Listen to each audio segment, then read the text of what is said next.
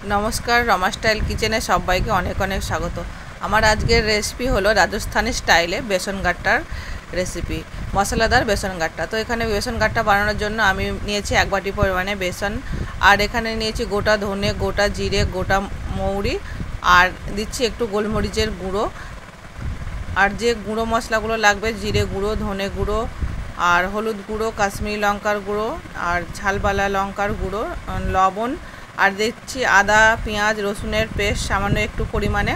तो आमी आजके जे स्टाइले बानाबो एई स्टाइले किन्तु बानाले एकदम मुखे दिले मिलिए जाबे एरकम होबे बेसन गाट्टाटा। और एखाने दिलाम काश्मीरी लंकार गुঁড়ো और घी दिच्छी एकटू परिमाणे कासुरी मेथी समस्त मशलागुलो दिएछि। एबार दिच्छी किन्तु 2 चामच परिमाणे दई।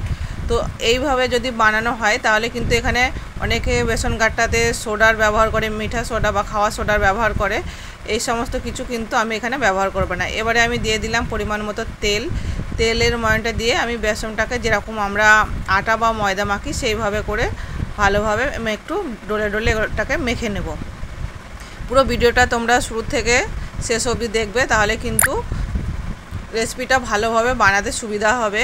কিন্তু অনেকজন আমি দেখেছি বা খেয়েছি বেসন গাট্টা বানায় যে এত পরিমাণে শক্ত হয় তো ছুঁড়ে দিলেই লেগে যাবে এরকম শক্ত হয়। তো আমি যে পদ্ধতিতে বানাবো সেই পদ্ধতিতে বানালে কিন্তু এটা ভীষণই নরম হবে আর মুখে দিলে পুরো মিলিয়ে যাবে আর এর টেস্টটা একদম মাংসের টেস্টকে হার মানিয়ে দেবে।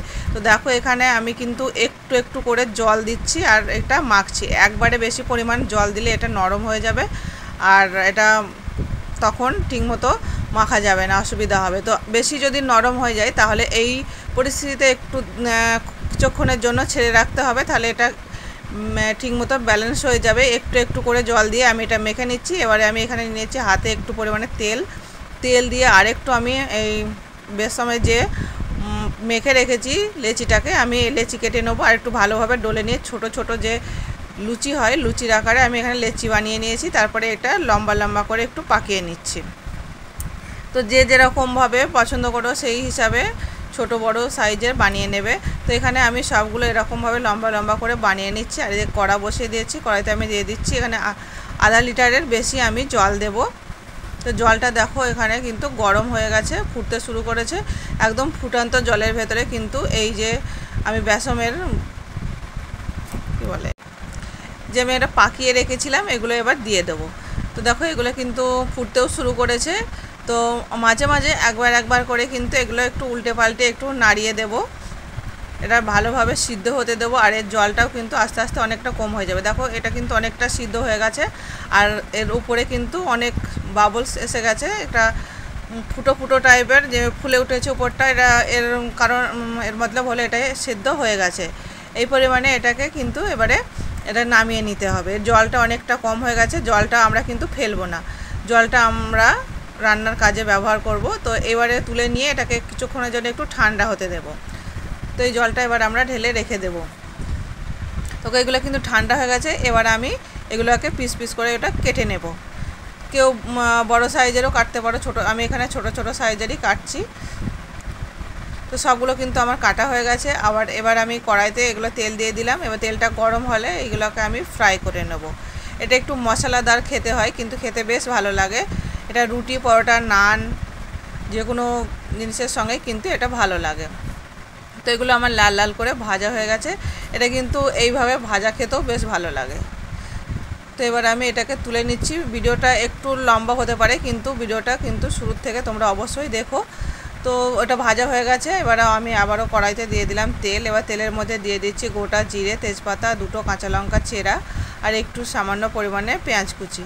পেঁয়াজ কুচিটা হালকা হালকা ভাজা হয়ে গেলে এবার আমি যে মশলা বানিয়ে রেখেছি পেঁয়াজ আদা রসুনের সেই মশলার পেস্টটাকেও আমি দিয়ে দিচ্ছি। মশলার পেস্টটা দিয়ে এবারে আমি ভালোভাবে কষিয়ে নেব।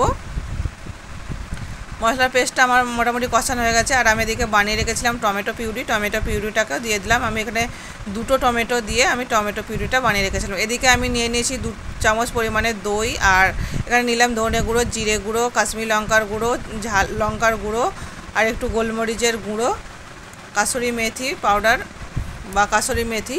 এটা দিয়ে আমি মশলার একটা ভালোভাবে পেস্ট বানিয়ে নেব। মশলার পেস্টটা আমার বানানো হয়ে গেছে। এবার আমি কড়ার মধ্যে যে আদা রসুন আমার কষানো হচ্ছিল মশলাটা, সেই মশলার ভেতরে আমি দিয়ে দিলাম। দিয়ে একটু সামান্য পরিমাণে এখানে আমি চিনি দিলাম। চিনি দিয়ে মশলাটা আরও ভালোভাবে কষিয়ে নেব। আর মশলাটা যতক্ষণ না তেল ছাড়ছে ততক্ষণ অবধি ভালোভাবে আমি কষিয়ে নিয়েছি। আর এখানে আমি দিয়ে দিলাম যে জলটা আমি রেখেছিলাম সিদ্ধ করা, যে জলটা গাট্টা যে সিদ্ধ করেছিলাম সেই জলটা এবারে আমি ঢেলে দিলাম। তো এবার ঝোলটাও ফুটতে শুরু করেছে। আর গাট্টাগুলো আমি ভেজে গেছিলাম সেই গাট্টাগুলোকে এবার ঝোলের ভেতর দিয়ে দিলাম। এখানে আমি লবণ দিয়ে দিয়েছি। তো এবার ঢাকা দিয়ে দিলাম, কিছুক্ষণ এটাকে ফুটতে দেবো। আর এই গাট্টার সবজির জন্য আমি এদিকে রেডি করব একটা তরকার জন্য এখানে আমি দিয়ে দিয়েছি ঘি, দেশি ঘি। আর ঘিয়ের ওপর দিয়ে দিলাম গোটা জিরে আর কাশ্মীরি লঙ্কার গুঁড়ো। তো রেডি হয়ে গেল আমাদের তরকা। দেখো এটাও ফুটতে শুরু করেছে খুব ভালোভাবে। আর দেখো কতটা নরম আর সফট হয়েছে এটা। তো এখানে দিয়ে দিচ্ছি গরম মশলা। দু রকম মশলা আছে, এখানে গাট্টা মশলা আছে আর গরম মশলা আছে। এবারে আমি তরকাটাকে ঢেলে দিলাম। গ্রেভিটা দেখো অনেকটা কিন্তু গাঢ় হয়ে গেছে। আমি এইভাবেই রেখে দেবো, ঠান্ডা হলে কিন্তু অনেকটা পরিমাণে এটা গাঢ় হয়ে যাবে। তো এইভাবেই আমার এটা